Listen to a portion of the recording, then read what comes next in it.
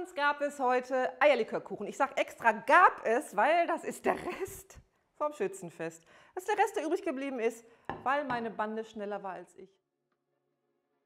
Für den Eierlikörkuchen benötigt ihr 3 Eier, Größe M, 150 Gramm Zucker, ein Päckchen Vanillezucker, 150 Milliliter Öl, 150 Milliliter Eierlikör, 200 Gramm Mehl und ein Päckchen Backpulver.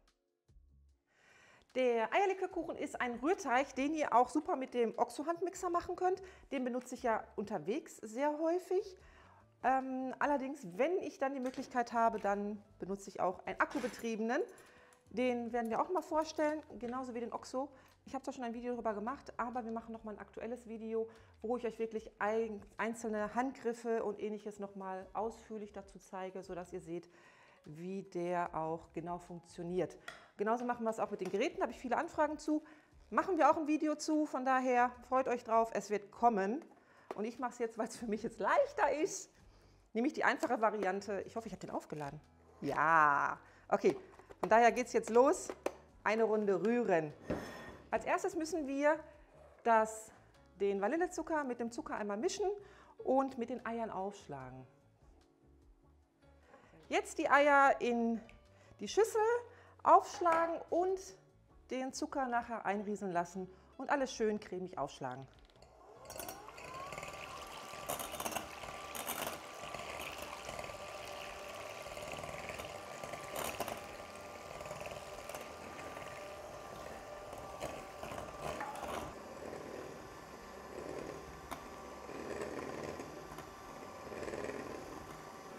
Eierlikör zufügen, beim Rühren am besten.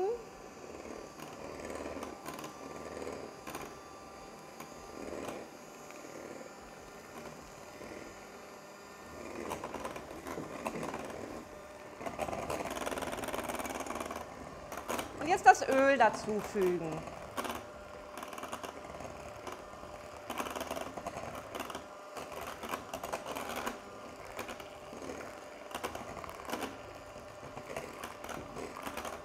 Einmal noch mal kräftig aufschlagen und dann mischt ihr Backpulver mit dem Mehl und das wird auch da eingefügt. Das aber nur noch kurz aufschlagen, weil wenn man Mehl zu lange aufschlägt, dann geht der Kuchen nachher nach innen.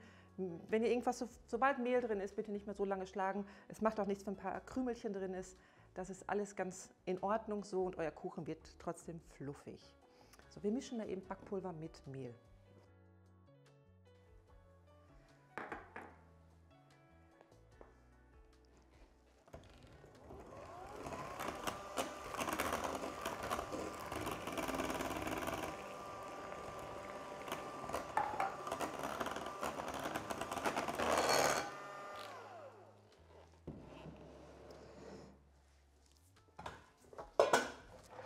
Jetzt alles in die Omnia-Form füllen. Ich benutze dafür die Silikonform, weil der Kuchen da drin einfach besser gelingt, ihr ihn nachher besser rausbekommt und er wird auch nicht so braun.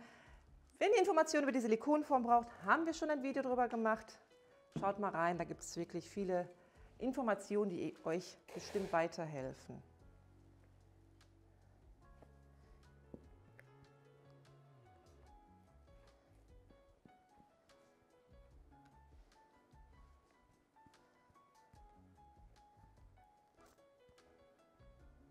Jetzt stellen wir das Ganze auf den Gaskocher, auf kleiner Flamme bitte, Kuchen bitte auf kleiner Flamme immer backen und nicht drunter gucken. Wenn ihr drunter guckt, dann geht euer Kuchen wirklich ein oder ihr habt unten verbrannt und oben noch roh.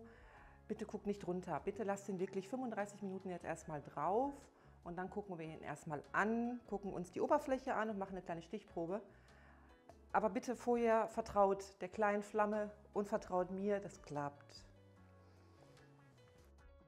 Bitte mal mittig draufstellen und wenn ihr euch die kleine Flamme anguckt, bitte einmal natürlich anstarten, dann dreht ihr ganz zurück, bis die Flamme ganz winzig klein ist und dann dreht ihr wieder ein bisschen höher, sodass die Flamme etwas höher wird. Und jetzt starten wir das Ganze mal.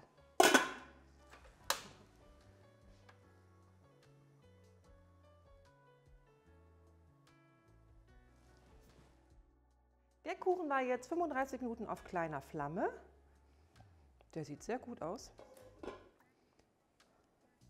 Klebt auch kein Teig mehr dran, das heißt, der ist wirklich durch. Und den können wir dann jetzt mal rausholen. Ein Tipp noch kurz, wenn der Kuchen oben noch nicht trocken ist, dann lasst den Deckel drauf, macht die Flamme aus und lasst den Kuchen noch mal 5 Minuten ruhen. Denn dann kommt die ganze Restwärme zum Einsatz und kann den Restkuchen einfach noch mal ein bisschen durchbacken. Aber jetzt holen wir den Kuchen erstmal raus. So, einen kleinen Trick habe ich immer noch, ich schüttel den Kuchen immer noch so ein bisschen, sodass der ein bisschen rauf und runter wappelt.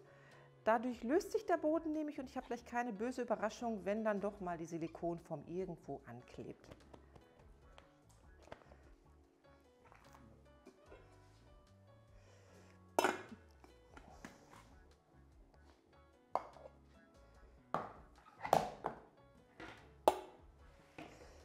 So, also ich empfehle auch immer, das wirklich zweimal zu stürzen, das heißt einmal auf den Deckel und einmal entweder auf so ein Auskühlgitter oder auf den Teller, weil hier oben ist immer noch Feuchtigkeit drin im Kuchen. Beim Omnia ist es so, dass die Feuchtigkeit immer nach oben steigt und sonst habt ihr nämlich diese weiche Seite, wo die Feuchtigkeit noch drin ist, auf dem Teller und das wollt ihr nicht.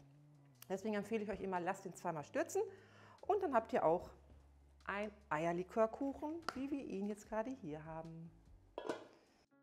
Ihr könnt hier entweder einen Guss mit Schokolade drauf machen aus Kuvertüre oder auch einen Zuckerguss mit Eierlikör. Ich werde jetzt ganz simpel Puderzucker drüber streuen, weil ich das eigentlich am liebsten mag.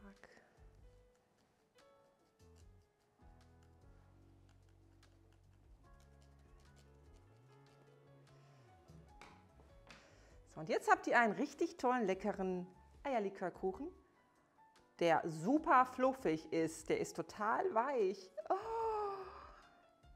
Den werden wir jetzt erstmal anschneiden und dann probieren wir den. Und dann ist der bestimmt total lecker.